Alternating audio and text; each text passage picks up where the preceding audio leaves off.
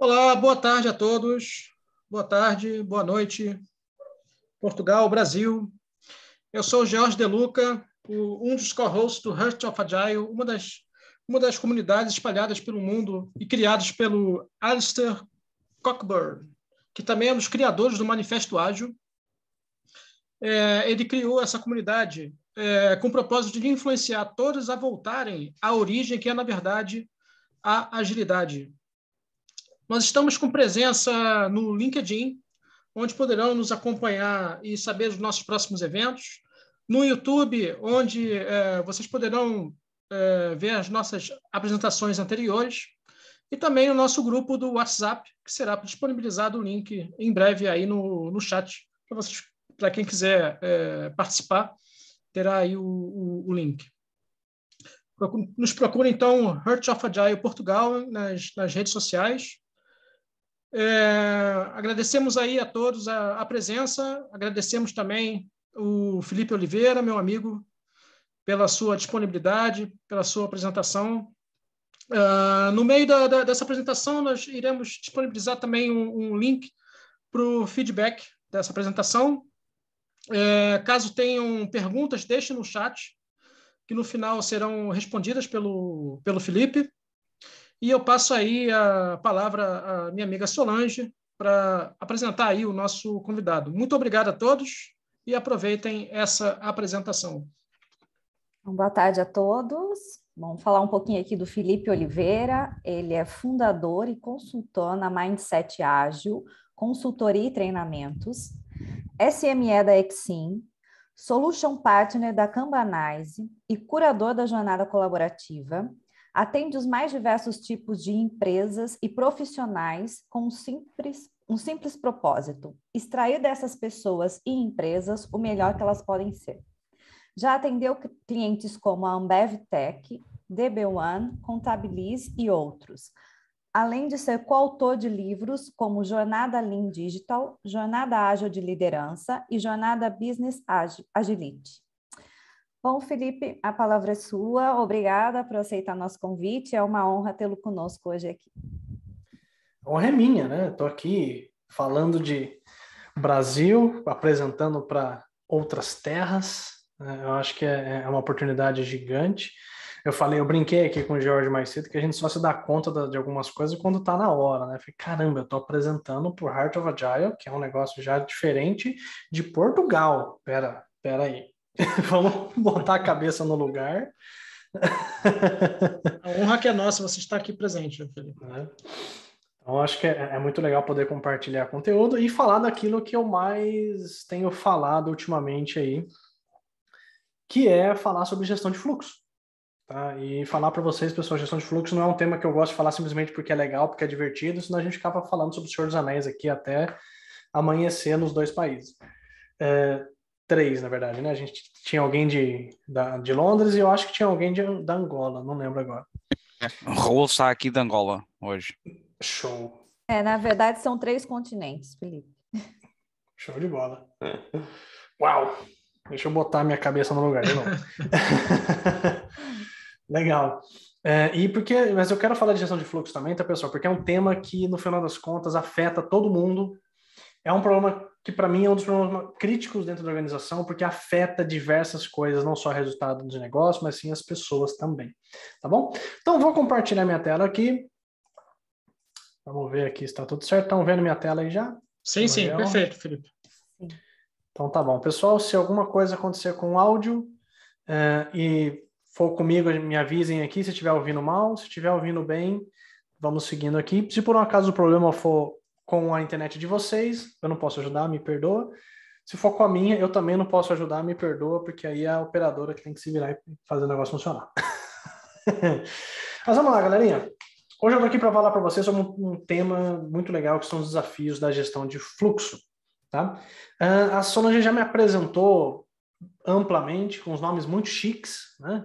SME da Ixim, né? Esse negócio é chique, Solution Partner, nossa senhora, tudo um monte de nome chique. Então eu nem vou repetir o que está aqui, ela já falou bem do que eu faço no dia a dia. Então eu dou consultoria, dou treinamento, sou SME, trabalho com Kamanize para implantar o Kamanize. Para mim, pessoal, o Kamanize é uma das melhores, se não a melhor ferramenta de gestão de fluxo que tem aí no mercado. Já eu vou falar uma coisa que a Solange não falou. Eu, nas horas vagas, quando dá, eu toco bateria. Olha aí, ó. Eu brinco que eu toco bateria. Já sei ler partitura até. Olha que coisa bonita, né? Não é só bater um tambor, né? E eu falo pra você, Solange, você sabe que qualquer um aqui que toca ou já tocou, quer tocar bateria na vida, sabe que é um instrumento muito ingrato, né? Porque se a pessoa canta, faz aí uma capela pra gente aí, canta alguma coisa, né? A pessoa vai lá e canta. Legal. O cara toca violão, aí ele vai lá, tira alguma coisa no violão ali, né? Faz um negócio legal. E o baterista faz o quê? Fica batendo na perna, fica. O que ele vai? Vai nada, ele fica olhando que nem bobo. Faz um negócio aí pra gente. Fazer o quê? Então é um instrumento muito ingrato, na minha opinião. Tá bom? Minha trajetória profissional, pessoal. Eu passei por algumas empresas aí no mercado, desde Stefanini, Embraer, Johnson & Johnson, Tivit, várias outras aí, algumas presentes no mundo, outras presentes mais no Brasil. Para mim, hoje, tenho parceria com algumas dessas empresas que vocês estão vendo aí embaixo. Mindset Ágil, Impacta, Kamanize, Ixim, etc. Tá? Esses são alguns clientes que nós temos, colocamos até um pouco mais alguns aqui que a Solange comentou. E a nossa agenda de hoje é falar sobre 4 coisas muito simples sobre gestão de fluxo, tá, pessoal? O que é gestão de fluxo? Como que a gente consegue descrever um fluxo saudável? Quais são as dificuldades ou desafios, né, que a gente tem aí no dia a dia? E como que a gente ajuda a resolver esses problemas, tá? Para quem já deve ter percebido, eu sou brasileiro, apesar de estar falando para um público, para uma comunidade naturalmente portuguesa. Então, se eu falar alguma besteira aqui, ou se eu falar alguma coisa e não captar, por favor, me avisem. Para quem, se por um acaso esse vídeo for visualizado por quem tem algum nível de deficiência visual, né, estamos apresentando aqui sobre gestão de fluxo. Eu uso óculos, eu tenho cabelos relativamente longos e enrolados até os ombros. Minha camiseta ela é, deixa eu ver, cor creme. Eu estou aqui com o Homem Vitruviano no peito, só que ao invés de ser um Homem Vitruviano, é o Doutor Estranho Vitruviano. Atrás de mim tem uma estante cheia de livros com 3 prateleiras e outra estante compridinha com alguns livros do Senhor dos Anéis ali, um pôster do Metallica no show que eu fui em Curitiba. Faço inveja para quem quiser. Muito legal. Pessoal, o que é gestão de fluxo mesmo, né? E aí eu gostaria que vocês colocassem no chat aí, antes de eu responder essa pergunta. O que para vocês é gestão de fluxo? Qual que é a visão de vocês?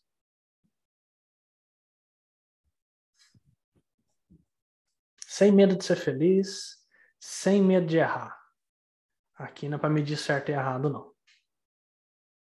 Olha, eu dou exemplo na minha atual função. Para mim, gestão de fluxo é eu conseguir um bom fluxo de trabalho do ponto de partida até o ponto de chegada e de novo ao ponto de partida com uma situação resolvida.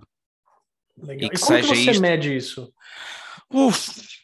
Isso são todos muitos 500, vai depender do tipo de fluxo que eu vou estar a fazer, mas normalmente o mais comum seria entre o número de passos precisos para chegar do princípio ao fim e qual o tempo e taxa de resolução com sucesso.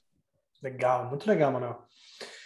Galerinha, então quando a gente fala de gestão de fluxo, a gente consegue definir de várias formas, tá? Eu mesmo tenho dificuldade às vezes para definir o que é gestão de fluxo. Então eu meio que coloquei aqui o que a minha cabeça me disse, tá? Que é uma série de variáveis, atividades, tarefas, esforços que a gente tem para garantir que o trabalho que tenha o maior valor possível, ele percorra o fluxo de trabalho que entrega determinado serviço, tá? Isso dentro do menor possível, com menor esforço, com menor quantidade de recursos e com menor desperdício. Opa, escrevi um negócio errado aqui. Com menor desperdício. Em outras palavras, né, quando a gente pensa em gestão de fluxo, muitas vezes a gente pensa em desenvolvimento de software, negócio grande, né? Mas às vezes gestão de fluxo, pessoal, é você garantir que isso aqui chegue para o seu amiguinho lá no final do dia. tá? Espero que ninguém tenha ficado com fome, tá? E que ignorem que o hambúrguer que ele está na mão é diferente do hambúrguer que está aqui do lado. Mas isso é efeito McDonald's, tá? Sempre é assim. Na foto é tudo bonito. Então, no final das contas, pessoal, a gente está garantindo que as coisas que o nosso cliente quer estão chegando para ele no menor tempo, no menor custo, no menor esforço, no menor recurso. Ou que a nossa habilidade de criar soluções ou de evoluir as soluções que a gente tem hoje também seja construída no tempo adequado, com menor custo, com menor esforço e principalmente entregue o melhor valor possível para a organização. Tá? Quando a gente está no dia a dia gerenciando o fluxo, né, estamos garantindo que não haja bloqueios, não haja gargalos, que haja fluidez das demandas por todo o sistema de trabalho. Tá? Então, no dia a dia de vocês aí, coloquem aqui no chat, por favor, em que área vocês atuam? Desenvolvimento de software, marketing, comercial, segurança da informação, infra? Comentem um pouquinho, que área que vocês estão aí? Desenvolvimento de software, legal. O que mais? Investigação acadêmica, que legal. Eu quero... Depois você me conta, Solange, fiquei curioso. Para achar plágio, né? Fala aí. Produção industrial, boa. O Raul não vai me deixar falar besteira se ele é produção industrial aqui, né? Legal. PO. Show de bola. Muito legal. Então, pessoal, vamos pegar a PO aqui, a Débora que é PO, né? Se ela tem uma demanda, uma feature, algo que ela precisa entregar para o seu cliente, né? Uma melhoria da forma no aplicativo que ela tem na empresa, fluxo de trabalho precisa ser gerenciado tal que esse algo chegue o mais rápido possível, com o menor custo de atraso possível. Tá? E aí como que a gente sabe se um fluxo ele é saudável? Né? Como é que a gente consegue dizer que o fluxo de trabalho no nosso dia a dia ele é saudável? Depende de algumas coisas. Tá? Quais problemas tem hoje no seu fluxo? O que hoje impede que a sua demanda seja entregue? Tá? O que faz com que você consiga gerenciar melhor essas demandas? Quais são as formas de entrada para essas demandas? Como que elas saem? Quais são as políticas que você tem dentro do seu fluxo de trabalho que façam com que as coisas entrem e saiam no mesmo ritmo? Tá? O que hoje no seu dia a dia pode impedir que o seu cliente receba aquilo que você está oferecendo? Porque quando a gente pensa em fluxo, tá, pessoal? É sempre importante você ter pelo menos duas perspectivas quando a gente fala de fluxo. Vamos pegar, por exemplo, uma empresa conhecida como a Amazon. Tá? A Amazon sempre tem duas visões de fluxo, que é o fluxo visível para o cliente, né? Ou seja, ele entra no site, ele compra, ele recebe. Entre uma etapa e outra, ele tem diversas atividades, tem diversas coisas que acontecem para garantir que seja possível, que o produto chegue em um dia, que o produto chegue em 2 dias, que ele chegue com qualidade, que ele não chegue avariado, esse tipo de coisa. Cada uma desses fluxos, dessas atividades dentro desse fluxo precisam ser trabalhados para garantir que essas coisas aconteçam. E a gente também tem um fluxo paralelo, que é a evolução do nosso aplicativo, que é a evolução do site da Amazon. Né? Existe uma gama de times ali, uma gama de áreas que tem como função aprimorar esse meio de entrega. Né? Aprimorar o aplicativo, aprimorar o site, assim por diante. Então, a perspectiva de fluxo é preciso olhar para essas duas perspectivas e criar análises que te permitam entender como que o trabalho está chegando para o meu cliente. Como que é a nossa eficiência no nosso dia a dia. O trabalho que eu estou priorizando aqui dentro, ele está sendo priorizado com os vieses corretos, com os vieses de valor, com os vieses de resultado de negócio, com os vieses de experiência. Tá? A gente está medindo cada uma dessas coisas. Tá? E muitas vezes, quando a gente vai determinar métricas, né, para entender a saúde do fluxo, muita gente conecta com essas coisinhas aqui. Então, a gente precisa ter menos filas, menos desperdícios, menos gargalos, menos descompassos, ou seja, a minha demanda aqui, por exemplo, muita gente quer desenvolvimento de software, mas eu acho que quem é de produção vai me entender, quando a gente está testando ou inspecionando um produto, algo que você está construindo, quanto tempo a gente gasta durante essa inspeção e quanto tempo as demandas ficam esperando essa inspeção, tá? Quanto tempo cada iniciativa está parada em determinada fila, esperando para ser desenvolvida, esperando para ser executada, esperando para ser encaminhada para o cliente? Tá? Será que a gente está desperdiçando algum nível de recurso ou tempo durante o nosso processo? Cada hora, cada dia que uma demanda gasta numa fila, pessoal, é um nível de desperdício. É o que a gente chama de custo de atraso. Essas demandas que estão esperando, elas têm que entregar um valor para o cliente. A cada dia que ela deixa de ser entregue, é um custo de atraso adicional que eu estou criando. Então, como que a gente consegue minimizar esse tipo de coisa? Gargalos, mesma coisa, né? A gente tem ali uma quantidade gigante de itens numa determinada etapa do fluxo e uma quantidade super pequena de demandas em outra etapa do fluxo. Como é que a gente elimina gargalos nesse sentido para fazer com que o trabalho flua? Mesma coisa descompassos, que pode ser tratado como desnível também, né? Ou seja, tem dias que a gente está abarrotado de trabalho, tem dias que a gente não tem nada. Eu estou trabalhando com um cliente agora, por exemplo, que está começando a ficar assim. Os gargalos estão começando a aparecer. Um deles é exatamente na área de produtos, onde o time fica ali com work in progress rodando, ou seja, tem demandas sendo trabalhadas ali ao mesmo tempo, só que quando precisa puxar alguma coisa, eles não conseguem puxar porque não tem nada preparado para começar o desenvolvimento.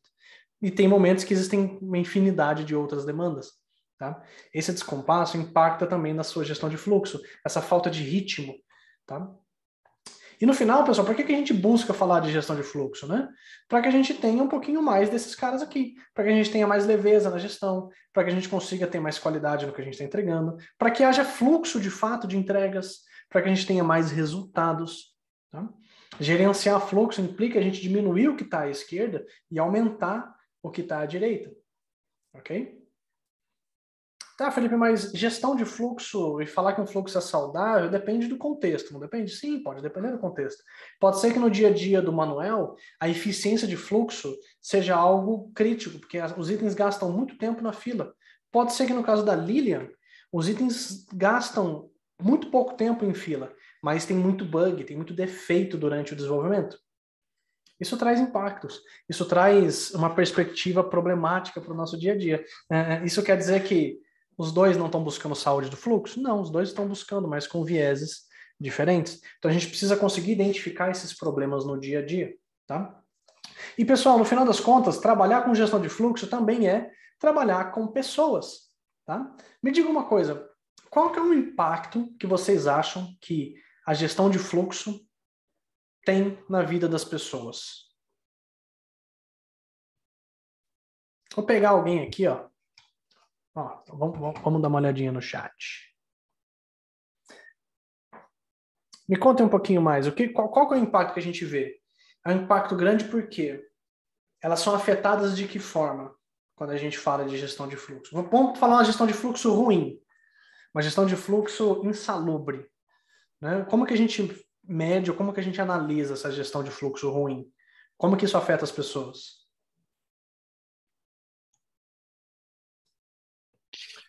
Frustração, má qualidade de trabalho. Frustração, má qualidade. Motivação, produtividade, a Débora colocou aqui. Pois é. Pessoal, sabe aquele momento que vocês estão no dia a dia aí? Ó, a Lilian colocou aqui, sobrecarga, má qualidade, boa. Aquele momento no dia a dia, vamos pegar aqui a Carla Barros. Aqui, ó. Carla, tudo bem? Olá. Já cheguei para pegar no pé, né? Carla, me diz uma coisa. Você já deve ter presenciado aí, ou no seu time, ou na sua área, ou na sua vida, né, um nível de carga de trabalho excessiva, né? Sim. Me diz uma coisa. O que você sente quando você está com esse nível de sobrecarga? Qual que é o impacto em você? Fisicamente, psicologicamente? Eu fico estressada, mas passado uns 5, 10 minutos eu já aprendi que é o quê? Lista tudo no papel, coloca o que é prioridade, o resto abstrai. Joga para a vida. Ou seja, vamos diminuir, né, a carga de trabalho que está aqui dentro, né? Vamos muito priorizar bom. E depois alguém que diga o que é para fazer. Legal. Muito bom. Pessoal, quando a gente fala de gerenciar o fluxo de trabalho, a gente também está falando de pessoas. Porque um fluxo de trabalho cheio de demandas impacta na qualidade de vida das pessoas, na saúde mental das pessoas. Tá? Quando o Kanban ou o próprio Lean fala de diminuir trabalho em progresso, de você ter um sistema puxado no teu dia a dia, não estamos falando só das pessoas irem lá e pegarem o que acham que é melhor, não é isso. É eu conseguir controlar o que entra e sai dentro do meu fluxo para que as pessoas consigam trabalhar num ritmo sustentável para a vida delas. Lembra lá do Manifesto Ágil que fala em ritmo sustentável de trabalho? Pois é, o conceito da gestão de fluxo falar disso não se origina ali, mas a gente consegue conectar muito bem. Né? Eu consegui manter um ritmo de trabalho sustentável, eu consegui eliminar a carga psicológica do trabalho excessivo, eu consegui eliminar a pressão desnecessária de uma fila gigante de demandas. Tá? Quando a gente tem uma demanda muito grande, uma demanda que não sai do fluxo, isso desanima as pessoas, isso traz um certo nível de desmotivação. Você vê o negócio ali, parece que é um bode velho na tua sala, você não quer ir lá mexer. Pra você mexer, você tem que ter um esforço muito grande, então isso acaba acontecendo no dia a dia. Felipe, Tá? posso Oi? interromper um bocadinho? Deve. É como aquela frase, isso é para ontem. Quer dizer, eu estou recebendo isso agora e vem com essa informação que é para ontem. Não é o seu atraso, não pode ser o meu atraso. Isso pode acontecer, né? Isso acontece, né? Mas são urgências justificáveis, né? Eu acho que para mim, itens que são expedite, né? Que são urgentes, eles podem existir, contanto que você tenha uma boa justificativa para eles. Isso é para ontem. Se é para ontem, já tá errado, ele está atrasado já, né? Sim, exatamente. Por que ele chegou só agora? É uma demanda nova? É uma demanda não planejada? Olha, chegou aqui e vai dar com perdão da expressão, um puta retorno. Legal, ok, é uma demanda que... Mas aí, conforme você vai fazendo cada vez mais esses itens não planejados, esses itens urgentes e não sei o que, eles viram parte da sua realidade. Eles viram parte do seu dia a dia. E eles deixam de ser urgentes, né? Se tudo é urgente, nada é urgente. Todos vão ter a mesma prioridade. Pois é. Então, isso também faz parte da gestão de fluxo, tá, pessoal? Você conseguir detectar e medir cada um desses aspectos para saber, será que eu estou tendo muito expedite aqui na minha realidade? Se eu estou tendo muito expedite, muitos itens urgentes, tá? Será que eu estou tendo uma falha na minha capacidade de gerenciar o meu trabalho? Será que a gente está falhando e no final das contas, não está conseguindo criar um formato de análise necessário? Será que no dia a dia a gente está se permitindo, criando um mecanismo que permita itens não planejados entrarem no fluxo e, consequentemente, minarem a nossa previsibilidade, fazendo com que as pessoas não consigam terminar o que elas estão fazendo? É um desgosto, né, pessoal? Você não conseguir terminar aquela demanda que está represada desde sei lá quando. Isso traz um problema na hora da gente conseguir trabalhar. Isso afeta a motivação das pessoas, isso afeta a fluidez do trabalho mesmo. Tá? Qual que é o custo de atraso da demanda que você está deixando de fazer em prol dessa urgência? Tá? Qual que é o risco real dessa urgência? Eu já recebi demandas, pessoal, do cara chegando, olha, a gente tem aqui um negócio urgente, acabei de vender, tem que fazer para ontem porque a gente vendeu. Tá bom, qual que é o retorno financeiro disso? 10 mil reais. Depois vocês convertam aí. 10 mil reais em euro deve dar o quê? Uns 2 mil euros, mais ou menos? Deixa eu fazer as contas aqui. Deve dar uns 2 e pouco. Dá menos de 2 mil euros, sim. Menos de 2. Sim. Dá 1.800 alguma coisa, né? Por aí. Sim. Hoje o euro está 5,4, né? Se não me engano. Dá 1.851. 1.800. Beleza, só que assim, pessoal, se a demanda trazia 10 mil, para eu parar um time na época, por 2 semanas para desenvolver aquilo, eu estava gastando 20. E era uma única venda, não era um 10 mil recorrente, né? Era 10 mil único. Então, para que eu vou parar um time, gastar 20 mil reais, né? Ou aí seus 3 e poucos mil euros, para fazer algo que não vai me render a metade disso. Beleza? Então, sim, gestão de fluxo afeta as pessoas diariamente. Na forma como elas lidam com o problema, na forma como elas trazem essa perspectiva para o dia a dia, na forma como o psicológico delas atua no dia a dia. Tá bom? E aí, quais são os principais desafios que a gente tem aí no dia a dia para conseguir melhorar a gestão de fluxo? Tá? Para a gente conseguir fazer com que as coisas melhorem, ou seja, fazer com que a eficiência aumente, fazer com que a vazão se estabilize, fazer com que o lead time diminua a sua variação e, consequentemente, consiga diminuir com o tempo. Tá? Primeiro desafio que a gente tem no dia a dia é, por incrível que pareça, as pessoas, tá? Muitas vezes, e aí podem ter N motivos para isso, tá, pessoal? Às vezes a liderança desconsidera as pessoas no planejamento ou na resolução de um problema, porque elas são executoras, elas não são planejadoras. Isso é uma percepção, pessoal, bem problemática na minha visão, tá? Porque no final são essas pessoas que estão envolvidas no problema no dia a dia, então são elas que vão saber como que elas podem melhorar, tá? Eu estou trabalhando com um cliente, por exemplo, que no fluxo de trabalho deles, eles têm N problemas, tem um monte de bug, 70% do backlog desse time é bug, é defeito, 73%.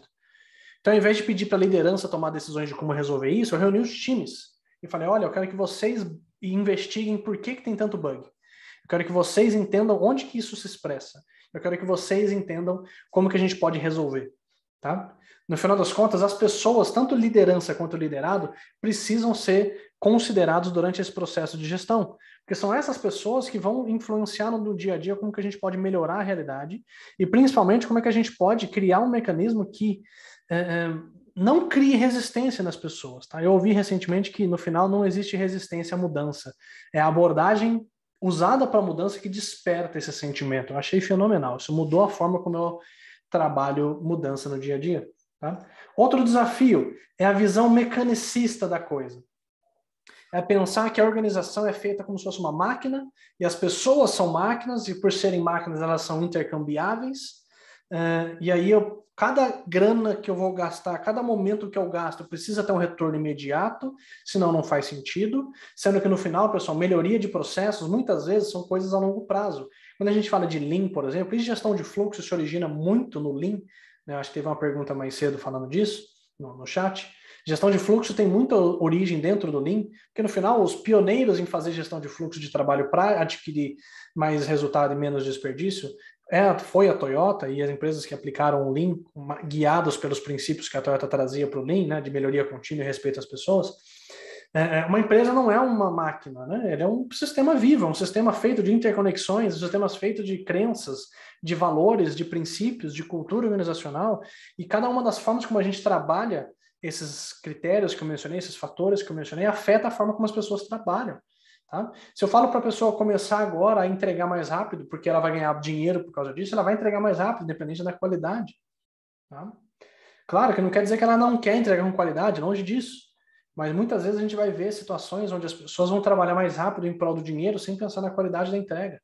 Quem nunca aqui teve uma pergunta assim, dá para a gente diminuir a quantidade de teste para entregar mais rápido? Quem aqui nunca teve essa pergunta, levanta a mão. Pois é. Eu tive, por exemplo, numa empresa farmacêutica, a pessoa me perguntando se dava para fazer o MVP do teste. Empresa farmacêutica. Num sistema de nota fiscal para entrega de produto. Eu preciso explicar alguma outra coisa, não? Tá? Repete o que é que eles criam o MVP de? De teste. Do teste, da inspeção. Como é que eu crio a versão mínima viável do teste daquilo que eu estou desenvolvendo? Ou seja, qualquer outro cenário que foge do caminho feliz do teste, da inspeção daquele produto, daquele software, eu vou ter problema. Tá? Outro desafio, pessoal. Metas. Por que metas são desafio? Pessoal, porque as pessoas se comportam de acordo com a forma como elas acham que são medidas. Não como elas são, como elas acham que são medidas. Então, se a empresa tem uma meta de eficiência, mas a liderança trabalha uma meta de quantidade, a galera vai entregar quantos cards forem necessários. Tem um cliente que eu trabalho que está nesse cenário. Tem um PO lá, gente, que ele precisa que o item comece. Ele precisa com uma força que o item comece, que não importa o tamanho do gargalo. Ele nem olha para o gargalo. O que importa é que comece. Porque na visão dele, começar o card é produção, é produtividade. Ele está fazendo as coisas saírem do colo dele. Porque ele se sente medido por isso. Tá? A empresa nem meta tem. Mas ele se sente medido por isso. Tá? O sistema de metas que a organização tem, muitas vezes, pessoal, é focado numa visão ocidentalizada de concorrência, de competitividade. Tá? E para a gente conseguir trabalhar a gestão de fluxo, a gente precisa de mais colaboração, a gente precisa de um ambiente onde as pessoas não concorram entre si. Tá? Já viu aquela história, Jorge? Eu acho que não acontece aqui nos países que a gente está, né? Só em algum outro país distante. Que a área de produtos e tecnologia tem uma meta, a área de marketing tem outra, a área do comercial tem outra, e aí a área de comercial ou vendas tem outra. E aí, marketing tenta forçar uma feature, uma demanda para a tecnologia produzir, porque a meta deles depende disso. Aí a área de vendas também precisa que tecnologia e marketing façam alguma outra coisa e fica nessa briga eterna de área contra área. Tá? Isso aí, acontece só os países mais para cima. Aqui não acontece, não. Ah, não? Não. Nunca. Tá? E aí fica essa briga gigante, e aí como é que o desenvolvedor, como é que o analista, o gerente vai se comportar recebendo essa pressão? Né? Se a gente olha pela lógica, não faz sentido você botar 5 pessoas para trabalhar em 50 demandas ao mesmo tempo. Pode muito bem não fazer sentido, porque a carga de trabalho da demanda é completamente superior à carga de trabalho que a capacidade aqui consegue entregar. Mas não, vamos começar a fazer as coisas. Não tem lógica, mas o sistema de metas te obriga a fazer isso. Tá? Então, pessoal, quando a gente fala de gestão de fluxo, a gente está falando de diminuir a carga de trabalho na capacidade, balancear mais as demandas, entender que capacidade é algo sério, não é algo que a gente calcula aqui fazendo bolinha de gude. Tá? Aí alguém levanta a mão, né? Olha, eu faço estimativa com bolinha de gude. Então, seguindo esse contexto, gerenciar fluxo implica em você entender que demanda não pode superar a capacidade. Talvez a capacidade possa superar a demanda, ou seja, tem mais capacidade que demanda entrando, mas o contrário é problemático. Tá? E criar um ambiente seguro para esse tipo de abordagem. Você estaria a falar, nesse caso, do WIP, ou Felipe? Sim, quando a gente fala de limitar trabalho em progresso, né, envolve o limite de WIP, né, Work in Progress. Mas também vai além disso, porque limitar o Work in Progress ele é uma ação específica que afeta todo um sistema de entrega. Né? Não adianta eu limitar o Work in Progress aqui no time se eu não tenho uma retenção de demandas aqui do outro lado. Porque eu posso muito bem limitar aqui, mas alguém lá de cima vir e bater no time, e aí eles vão fazer trabalho em paralelo ao limite do Work in Progress. Isso pode acontecer. Beleza? Então tem que ter um ambiente seguro para fazer essas mudanças, senão não adianta. E, pessoal, outro desafio são as crenças que a gente tem. Não estou falando de religião aqui, tá? É um assunto dentro da sociologia e da psicologia, que são os sistemas de crenças que a gente cria em volta de nós. Tá? Cada um de vocês aqui tem um sistema de crença que foi construído a partir da opinião, visão e traumas dos seus pais, a partir da forma como vocês cresceram e as pessoas que interagiram com vocês, né, conforme vocês cresceram, seja em filmes, em novelas, em parentes em volta, e a forma como vocês reafirmaram essas crenças com as suas experiências individuais, seja na hora de prestar um vestibular, na hora de ser demitido de uma vaga, na hora de terminar um namoro. Tá? Cada um de vocês aqui construiu determinadas crenças. As crenças podem ser positivas, como podem ser negativas. Quem aqui nunca falou para si, ou já ouviu alguém falando, eu sou burro, ou eu não consigo, ou isso aqui não muda, ou aqui não funciona desse jeito. A gente precisa adaptar antes de entrar isso aqui. Não, isso não vai funcionar desse jeito na nossa empresa. São crenças que a gente vai construindo a partir das nossas experiências. Então, a gente precisa, talvez, também pensar em desconstruir essas crenças. Tá legal? Hoje eu publiquei no LinkedIn um post falando exatamente disso, o sistema de crenças e a mudança organizacional. Tá? Quem quiser dar uma olhada, pode olhar. Show de bola. Eu já vou olhar os comentários de vocês, tá, gente? E aí, pessoal, como é que a gente ajuda a resolver essa parada, né? Tem N coisas que a gente pode fazer para resolver essas coisas, tá? Cada solução vai ter um contexto, cada abordagem vai ter um contexto. Eu não tenho como colocar todas as formas de colocar aqui, nesses únicos slides, tá? Tem um livro que fala sobre gestão de fluxo, pessoal, que é do Don Reinertsen, depois eu mando para o George aí, que ele trabalha com 170 princípios de gestão de fluxo. Então não dá para colocar tudo aqui. Mas eu coloquei alguns que eu acho que são bem relevantes no dia a dia. Primeira coisa, pessoal, questione a sua realidade. Sempre. O que está em volta de você, as frases que você escuta, né? Questione o seu status quo. Não se dê por vencido ou não se conforme com a realidade. Tá? Se existe uma fila de trabalho que tem um tal comportamento, acontece de tal forma, existe um motivo e dependendo da forma como você vai trabalhar, você consegue diminuir aquela fila. Você pode aplicar um limite de trabalho em progresso naquela fila. Você pode começar a medir a eficiência de fluxo de uma forma diferente. Você pode semanalmente apresentar gráficos que mostrem a eficiência do processo. Você pode pegar medir o seu lead time, o seu cycle time, medir a sua vazão de trabalho. Felipe, você falou esse monte de métrica, peraí, o que é cycle time mesmo? Cycle time implica simplesmente, pessoal, o tempo que eu levo, ou vamos pegar o lead time, né? O tempo que eu levo entre o momento que a demanda entrou no meu fluxo e o momento que ele saiu do meu fluxo, ou seja, que eu comecei ou que me foi solicitado, ou que eu confirmei que eu ia fazer até o momento que eu concluí. A vazão implica em quantas coisas eu faço por semana. Então, por exemplo, se você tem hoje um tempo de entrega total, ou um lead time, né, médio de 25 dias, por que tem 25 dias? Então, se a gente for abrir um gráfico aqui, quanto tempo eu estou gastando para cada demanda? Por que essas demandas estão gastando esse tempo todo para serem entregues? São questionamentos relevantes, você precisa fazer esse questionamento no dia a dia, tá, pessoal? Então, se eu abro aqui, por exemplo, um gráfico de vazão, a gente tem uma variação muito grande, tem semana que a gente entrega 2, tem semana que a gente entrega 10. Por que está variando tanto? Né? Será que a gente pode estabilizar isso? Então, por exemplo, se eu mostro para vocês aqui um cycle time, olha só, um gráfico do cycle time. Esse time aqui, por exemplo, pegando dados históricos desde março, entrega em 11 dias. Então, se uma demanda entra hoje nesse fluxo, ele entrega em até 11 dias. Por que 11 dias? Será que tem fila em algum lugar? Vamos ver se tem fila. Putz, tem fila, ó.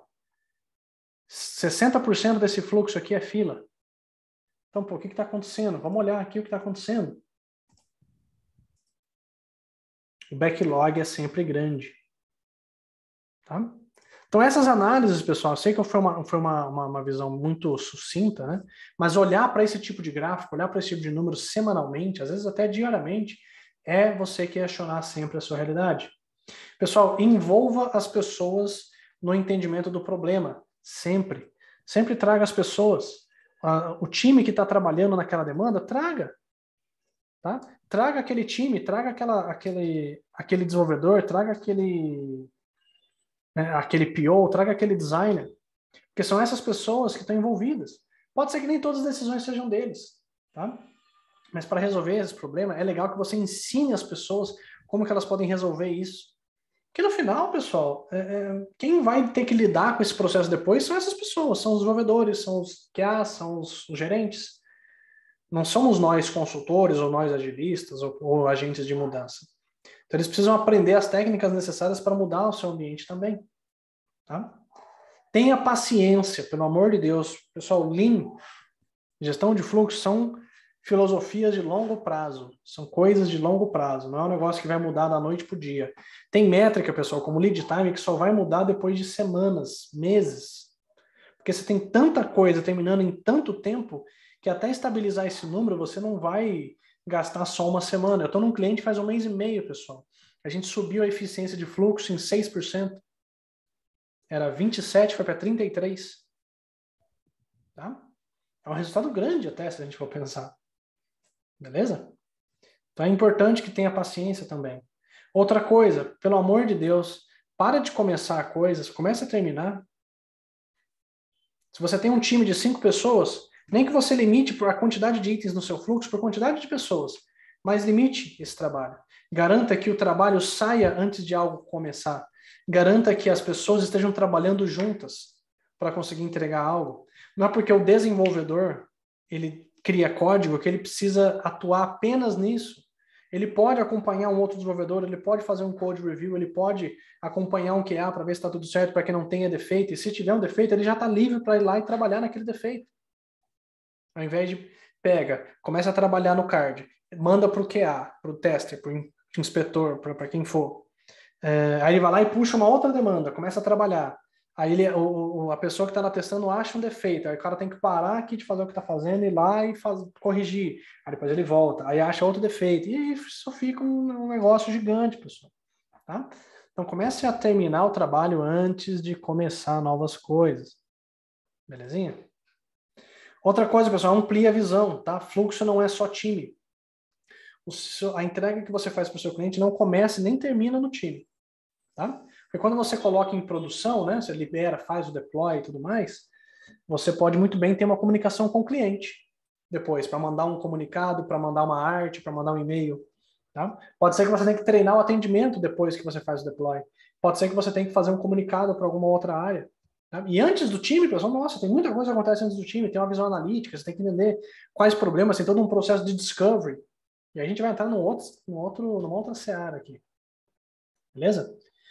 E, pessoal, meça o seu fluxo e tome decisões com as pessoas. Tá? Eu mostrei para vocês alguns gráficos que são usados. Então, gráfico de dispersão de cycle time e lead time, gráfico de vazão, gráfico de CFD, né, o diagrama de fluxo cumulativo, gráfico de eficiência de fluxo.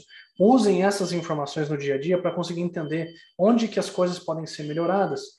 Então, se eu limitar o work in progress, eu sei que eu posso, por exemplo, diminuir o gargalo no meu dia a dia. Beleza. Mas eu continuo com muitas filas. Por que essas filas acontecem? Porque a gente tem muito defeito. Porque o QA tem uma quantidade de demandas que é menor do que a quantidade de demandas que o desenvolvedor manda. Então, você consegue começar a trabalhar com isso. E, pessoal, trabalhar num processo experimental. Experimentem. Tá? Não busquem a melhor solução sempre. Busquem validar uma hipótese e implantar um experimento, uma ideia. Se aquilo funcionou, não, é uma outra história. Vocês vão validar depois se funcionar, mas não tentem acertar da primeira vez. Tá? Vocês não estão aqui tentando criar um produto perfeito. A Toyota fala-se muito de acertar da primeira vez, mas isso só depois que você encontrou a melhor solução. Encontrou a melhor solução? Beleza, agora toda vez que isso acontecer, você vai lá e acerta de uma vez só. Você está desenvolvendo já o produto, você faz certo da primeira vez. Não é quando você está experimentando, e testando e validando hipóteses. Beleza? Dúvidas, meu povo? Agora vamos até olhar o chat, né? Felipe, depois dessa explicação toda aí, eu vejo as pessoas tendo tem uma confusão muito grande, que quando a gente sai do Scrum, porque o Scrum ainda é muito rígido com algumas regras e com as cerimônias e tudo mais, tudo bem que ele é flexível, e aí eles acabam, não, então vamos trabalhar com Kanban, e aí tem aquela confusão que acham que o Kanban é somente o quadro com as colunas e o card vai andando colunas a colunas, né? Uhum. Só que depois dessa sua explicação a gente vê que não é só isso, não é só a gente ficar andando com card coluna a coluna, há muito mais do que só o caminho do card do início para o fim, não é? Sim, vamos pensar o seguinte, né? O Antônio comentou mais cedo sobre Scrum, né? Na verdade, o Scrum não fala nada sobre gestão de fluxo. Exatamente. Ele não tem nenhuma informação lá que trata de gestão de fluxo. O próprio Scrum with Kanban lá, a PSK lá, é uma adaptação que eu não concordo muito, porque eles pegam o que não destrói o Scrum e falam que é Scrum com Kanban, né? E nada contra quem tirou a prova, é uma crítica ao método, né, a abordagem. Mas o Scrum em si, ele não fala sobre fluxo. Ele tenta falar de algumas coisas, por exemplo, quando você coloca um backlog da sprint, você está limitando quanto de trabalho você vai executar dentro de um período. Ok, isso é uma forma de limitar o work in progress, né, de limitar trabalho em progresso. Mas é uma forma um pouco ampla demais, né, porque você permite muitas coisas variarem nesse caminho. Se você trabalha com estimativa subjetiva, como story points, é pior ainda, porque você não está olhando o fluxo de fato. Você não consegue ver quanto tempo eu gasto para cada story point. Você consegue até medir quanto tempo eu gasto para cada item, mas o tempo de conclusão de um item não tem relação com qual é a pontuação de um item, né? Então, e aí não estou demonizando aqui o Scrum, porque o Scrum ele não olha para muitas coisas mesmo, ele não é uma abordagem que olha para muitas coisas. Ele tem uma estrutura mínima ali de trabalho que fala que você tem que, ou que você pode, né, usar determinados papéis, reuniões e artefatos, que ele chama de artefatos, né? O Kanban, quando você vai falar de Kanban, por exemplo, e é uma abordagem que fala muito de gestão de fluxo, não é que você substitui o Scrum, por exemplo, com o Kanban. Vai chegar um momento que o Scrum vai sair. Não é que o Kanban vai tirar. O Scrum vai se retirar aos poucos, porque você vai ver fluxo sendo trabalhado e não eventos e ciclos. Né? Mas nada te impede de você, por exemplo, no seu fluxo de trabalho aí com o time Scrum, colocar um limite de trabalho em progresso por coluna ou por pessoa. Né? Nada te impede de você começar a olhar para lead time ou cycle time ou vazão dentro do seu quadro, do seu fluxo ali no seu Scrum. Nada te impede de fazer isso. Você pode sim trazer práticas de trabalho do Kanban para isso. Tá? Então, assim... Sim, pode continuar. Desculpa. Claro. Então, assim, o Scrum, no final das contas, né, é um negócio que não é que o Kanban vem para substituir. Não, você traz as práticas para dentro e aos poucos vai chegar um momento que o Scrum vai sair. Tem time hoje que eu conheço que tem Scrum por apego emocional, não porque de fato é algo que deveria ter. Você consegue expurgar o Scrum naturalmente, né? Porque no final o fluxo de trabalho ele vai superar a sprint. Entendeu? O card vai terminar no terceiro dia da sprint, vai entrar um novo, aí vai um novo, daqui a pouco a sprint ela vai servir para feedback de processo, não mais para planejamento de item. Felipe, nós temos aqui outras perguntas para serem feitas, mas eu gostaria primeiro da gente tirar aqui uma foto com o pessoal que quer participar.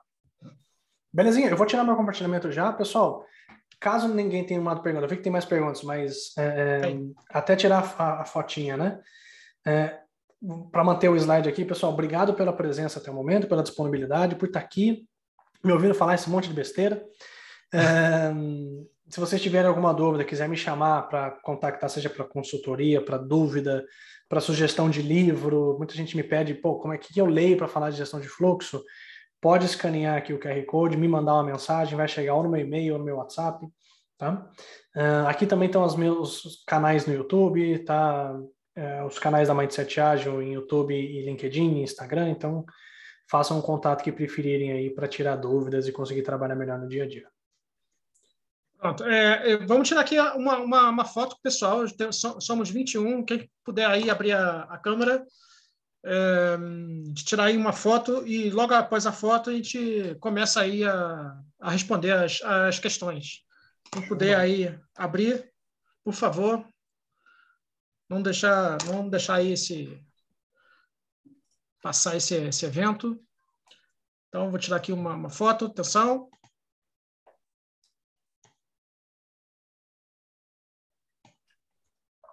Deixa eu tirar mais uma aqui para garantir. Vamos lá, mais uma.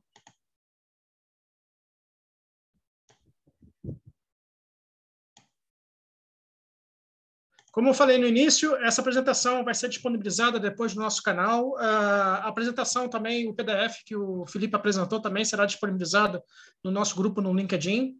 Pagando bem? Pagando bem que mal tem, né? Solange, se você puder, por favor, Sim. fazer Eu aí a anotei pergunta. algumas perguntas aqui, Felipe. Num fluxo, temos o upstream e o downstream. Há diferenças no controle de um e de outro pelas equipes? Sim, porque quando a gente fala de upstream, a gente não dá para descrever qual coluna tem na onde, né? Porque cada time vai ter a sua visão. Aliás, o Jorge, não sei se fica melhor me fixar aqui ou voltar ao slide, o que fica melhor aí? Você pode voltar ao slide se quiser. Pode voltar a partilha, sem problema. Só para ver o que fica mais, sim. mais melhor de vontade. Então, bom, eu vou deixar o slide de dúvidas aqui, só para a galera se antenar. Pode deixar o teu contato aí aberto também. Fica aí. Isso. Show. Então, galera, vamos pensar, né? Upstream. Upstream é o momento de tomada de decisão. É onde eu estou entendendo o que vai entrar para o fluxo de trabalho. Tá? O que vai ser desenvolvido, né? O que vai ser construído. Esse é o upstream. E o downstream é onde eu já tomei essa decisão e agora eu vou criar os processos, eu vou executar os processos que garantem que eu consiga entregar e, de fato, fazer a entrega. Né? Quando a gente fala de upstream, eu posso trabalhar com limite de work in progress para upstream? Sim, Porque em muitos contextos o discovery do produto está no upstream. Não dá para ficar descobrindo 50 coisas por vez, né? Assim como não dá para ficar validando 50 coisas por vez. Eu preciso ter um limite de coisas que vão ficar validando nesse processo. Tá? A mesma coisa, a quantidade de coisas que eu estou analisando, eu como pessoa de produtos, a Débora ali, por exemplo, que é PO, não dá para ela ficar analisando os 3, 4 features de uma vez, ela tem que garantir que essas coisas aconteçam. Então, eu posso medir isso nesse ponto. Tá? Medir, por exemplo, a quantidade de coisas que eu estou validando ao mesmo tempo, medir com que frequência eu libero itens para downstream. Beleza? Então, sim, são formas diferentes de você gerenciar. Enquanto um eu trabalho para melhorar a eficiência da entrega, o outro, o upstream, muitas vezes eu vou trabalhar para trabalhar a eficiência, mas também muito a eficácia daquilo que eu estou entregando. Né? Porque se eu tomo uma decisão errada no upstream, eu vou executar algo errado no downstream.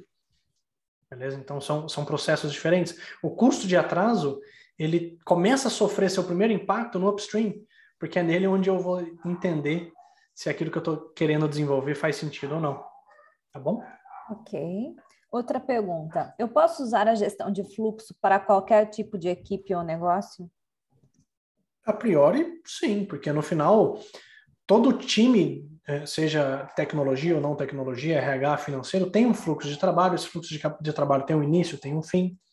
As métricas que a gente colocou aqui de quantidade de coisas entregues por período, quantidade de coisas que eu estou trabalhando, é aplicável em qualquer cenário. A gente vê fluxo no dia a dia o tempo inteiro.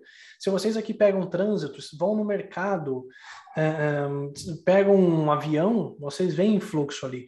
Existe work in progress. Tá? Então dá para você conseguir trabalhar políticas de gestão de fluxo no dia a dia. Eu vou dar um exemplo. A cidade de São Paulo diminuiu há um tempo atrás a velocidade máxima de algumas rodovias, de algumas marginais. Se eu não me engano, era de 80 ou 90 para 70 quilômetros. Tá? Isso é uma prática de gestão de fluxo. Para quem está no Brasil, aí eu presumo, eu não sei como é que funciona na Europa, por exemplo, mas você pega o metrô no Brasil, você chega numa estação, tem em determinados horários, as rampas para você entrar na plataforma, elas mudam de direção. Às vezes você tem 2 escadas descendo, às vezes tem uma descendo, outra subindo, às vezes estão as 2 subindo, e aí a escada, sem ser a escada rolante, a escada normal é onde você consegue ir por outro caminho. Isso são práticas para você gerenciar o fluxo de pessoas, permitir, por exemplo, que durante a manhã as pessoas consigam sair do trem com tranquilidade e ir até a plataforma ou ir até a saída. Então, são práticas de gestão de fluxo, para você conseguir fazer com que as pessoas consigam trabalhar melhor e com mais velocidade. Então, se aplica em qualquer contexto que a gente está trabalhando. Ok. Fila tem em qualquer lugar, gente. Sim. É verdade. Ainda mais no Brasil, que tem muita gente. Fila tem em tudo quanto é lugar. E, pessoal, eu não sei como é que é em Portugal, não sei como é que é na Inglaterra, mas no Brasil, por exemplo, se vocês ficarem 15 minutos num posto de gasolina, vocês vão ver, tem 5 bombas de posto de gasolina livres. O brasileiro vai na fila que está preenchida. É sempre, sempre. Não sei por que é isso ainda, mas... Porque assumem que não tem fila não está a funcionar. Pode ser, pode ser. Tá vazia. Mas, ó, eu estava, por exemplo, eu fui pegar um ônibus da cidade que eu moro em Sorocaba, uma cidade do interior de São Paulo, para São Paulo. Né? E a minha esposa, ela pega preferencial, né? Ela é autista, então ela é preferencial. E aí tinha uma fila lá da fila geral e aqui uma fila do preferencial. As pessoas não olhavam se a fila era preferencial ou não. Elas viram, a galera que vinha do lado que a gente estava, via uma fila e já entrava. É um fenômeno sociológico incrível, eu acho muito doido. Olha, mais uma pergunta, Felipe. Onde estão as lições aprendidas num fluxo? Eu não sei se eu entendi a pergunta. Se alguém quiser explicar, explica. Senão eu vou a partir do meu entendimento. Quem foi? Foi o Manuel? Fui eu. Tu falaste aqui que nos fluxos, quando estamos a tentar chegar a um ritmo mais ótimo para obtermos os resultados, que é com isso que também temos uma aprendizagem para quando voltarmos a ter esse problema, já sabemos exatamente como é que o fazemos.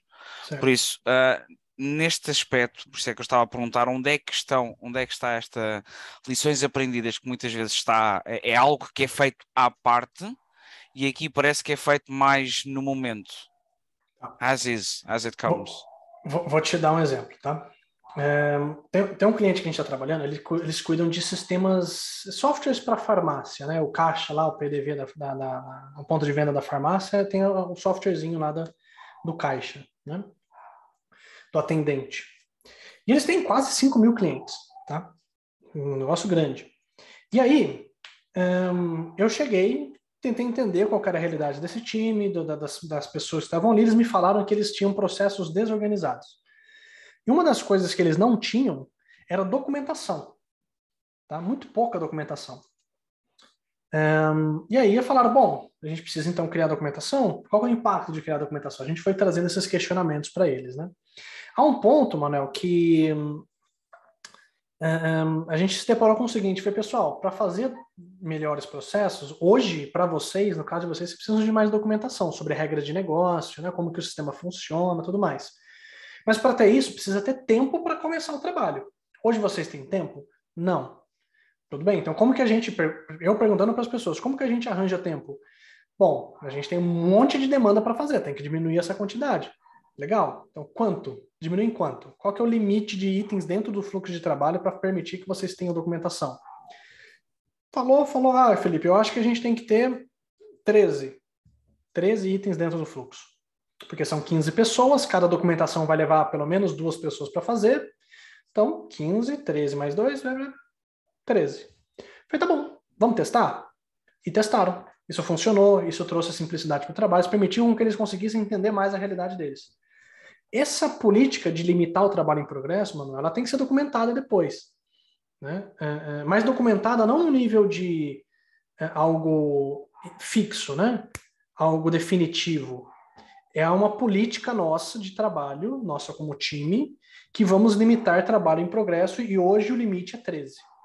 Ou seja, criar que existe a limitação, mas não criar um valor absoluto. Exato, porque esse limite pode diminuir, pode crescer, ele pode ser subdividido.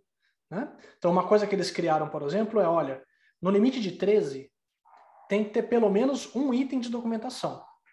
Essa é uma política clara. Então, dos 13 itens, um é documentação, sobra 12. Né? Pessoal, com que frequência surgem coisas urgentes? Muita frequência. Então, 2 é o limite para itens urgentes, seja para mais ou para menos. Os outros 10 itens, né? 2 mais 1, os outros 10 itens que a gente colocou aqui são demandas em geral, dentro do fluxo. Então, veja que eu subdividi esse work in progress. Essa política que a gente criou, de 13 itens, sendo desses 13, 10 demandas gerais, 2 urgentes e 1 de documentação, ela pode mudar. Mas ela só vai mudar, Manuel, com uma hipótese. Ou seja, vamos aumentar ou diminuir porque acreditamos que vai trazer esse resultado.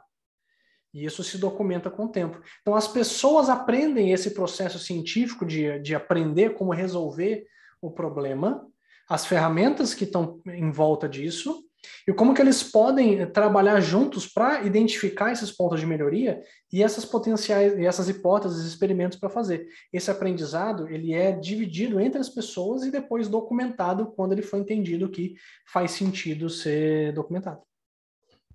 Muito obrigado. E ainda bem que falas em documentação, porque é algo que nós estamos a preparar para um futuro evento que vamos estar a falar exatamente de documentação no framework do Agile. Legal, show de bola. E documentação é um negócio que ele tem que ser, claro que depende muito de contexto, tem contexto que é projetizado, e aí eu aconselho ser, por exemplo, uma documentação incremental. Tem gente que tem um contexto mais produtizado, mas tem zero documentação, como é o caso deles.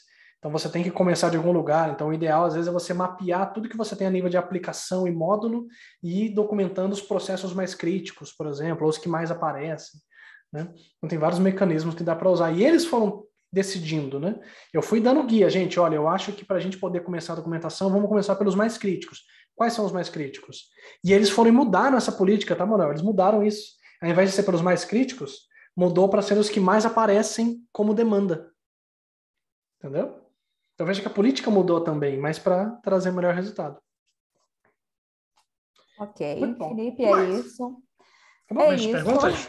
Não. E olha, eu já faço um convite a você para participar do nosso evento. Você me perguntou, né? Eu estou na área de investigação, eu sou da área de documentação. Faço doutoramento aqui no Porto. Ainda bem que eu não falei besteira, hein? Muita teoria sobre isso, e a nossa ideia é fazer um evento trazendo a teoria e agilistas para falarem na prática. Legal. E faço convite a você para participar do nosso evento e depois trazer essas experiências. Depois a gente fala melhor sobre isso. Show de bola, show de bola. Okay. E, pessoal, fico à disposição para quem precisar tirar dúvida depois, trocar uma ideia. O fuso aí complica um pouquinho. Eu já judiei muito do George falando de fuso.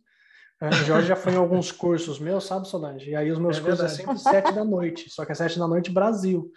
É verdade, é verdade. Mas foi um prazer, foi um prazer. Bom, não temos mais perguntas, já estamos aí a finalizar o nosso evento. Eu, em nome do Heart of Agile, agradecemos muito o Felipe por esse tempinho aí, de ter esclarecido aí essas dúvidas, ter explicado aí sobre fluxo, sobre Kanban. Muito obrigado aí, obrigado por todos aí pela presença. A gente vai ficando por aqui. Se quiser deixar uma palavra final, Felipe, a palavra é sua e logo após a gente finaliza aí o evento. Show de bola. Bom, agradecer novamente a oportunidade de falar com vocês, participar desse movimento. Né? Eu acompanhei o comecinho do Heart of Agile, eu vi tudo que aconteceu, a galera criando, traduzindo, não sei o quê, negócio diferente. Eu acho que e vocês estão presentes em lugares muito legais, e eu poder estar aqui em contato com pessoas de outros países, de outras regiões, é muito legal. Então, obrigado pelo convite, pela disponibilidade, pela paciência de todo mundo de estar aqui até agora me ouvindo falar besteira. Não, que isso, cara. E quem quiser fazer algum tipo de contato, é só me chamar. Muito obrigado. Foi ótimo, Felipe. Obrigada. Valeu. Obrigado a todos aí. Uma boa noite. Vamos finalizar aqui a gravação. Deixa eu finalizar aqui. Um abraço aí para todos nós do Heart of Agile.